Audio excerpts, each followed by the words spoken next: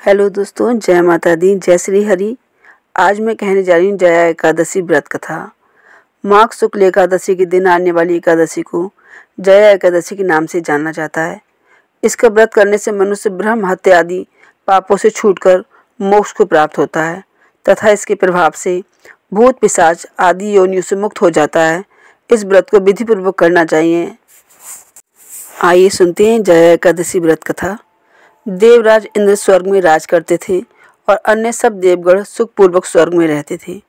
एक समय इंद्र अपनी इच्छा अनुसार नंदन वन में अप्सराओं के साथ विहार कर रहे थे और गंधर्व गान कर रहे थे।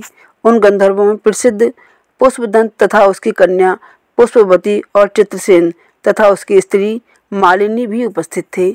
साथ ही मालिनी का पुत्र पुष्पबान और उसका पुत्र माल्यवान भी उपस्थित थे। पुष्पवती गंधर्व कन्या माल्यवान को देखकर उस पर मोहित हो गई और माल्यवान पर काम बाण चलाने लगी। उसने अपने रूप, लावण्य और हाव भाव से माल्यवान को बस में कर लिया। हे राजन, वह पुष्पवती अत्यंत सुंदर थी।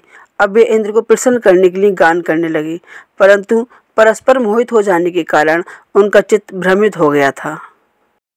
इनके ठीक प्रकार ना गाने तथा स्वर ताल ठीक ना होने से इंद्र इनके प्रेम को समझ गए और उन्होंने इनमें अपना अपमान समझकर उनको शाप दे दिया। इंद्र ने कहा, हे मूर्ख, तुमने मेरी आज्ञा का उल्लंघन किया है, इसलिए तुम्हारा धिक्कार है।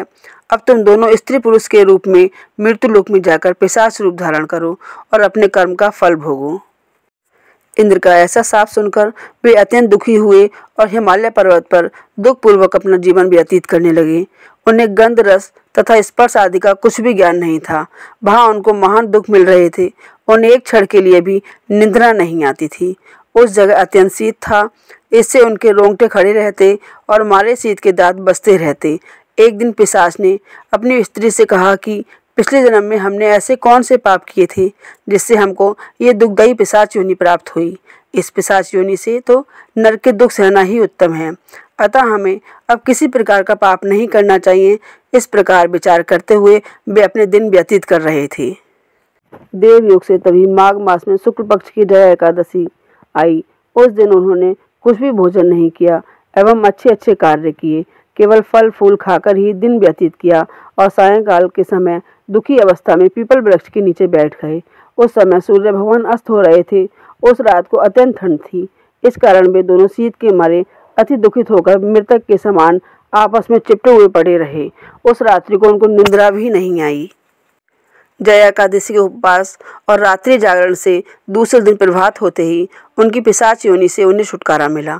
अत्यंत सुंदर गंधर्व और अप्सरा की देह धारण कर सुंदर वस्त्र आभूषणों से अलंकृत होकर उन्हें स्वर्गलोक को प्रस्थान किया। उस समय आकाश में देवता उनकी स्तुति करते हुए पुष्प वर्षा करने लगे। स्वर्गलोक में जाकर दोनों ने देवराज इंद्र को प्रणाम किया।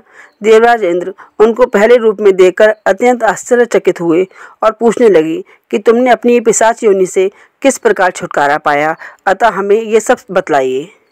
माल्यवान बोले, हे देवेंद्र, भगवान विष्णु की कृपा और जया एकादशी के व्रत के प्रभाव से हमारी पिशाच देह छूटी है। तब इंद्र बोले कि हे माल्यवान, भगवान की कृपा और एकादशी का व्रत करने से न केवल तुम्हारी पिशाच योनि छूट गई, वरन हम लोगों के भी बंधनीय हो गए, क्योंकि विष्णु और शिव के भक्त हम लोगों के बंधनीय हैं। अतः आप धन्य हैं। अब आप पुष्पवती के साथ जाकर विहार करो। इस जया एकादशी के व्रत से बुरी योनि से मुक्ति मिल जाती है। जिस मनुष्य ने जया एकादशी का व्रत किया है उसने मानो सब यज्ञ जप दान आदि कर लिए हैं। जो मनुष्य जया एकादशी का व्रत करते हैं वे अवश्य ही 1000 वर्ष तक स्वर्ग में वास करते हैं। जय श्री हरि, जय लक्ष्मी मैया की। मैं ऐसी आपको कथाएं सुनाती रहूँगी। आपको मेरी कथाएं कैसी लगती हैं?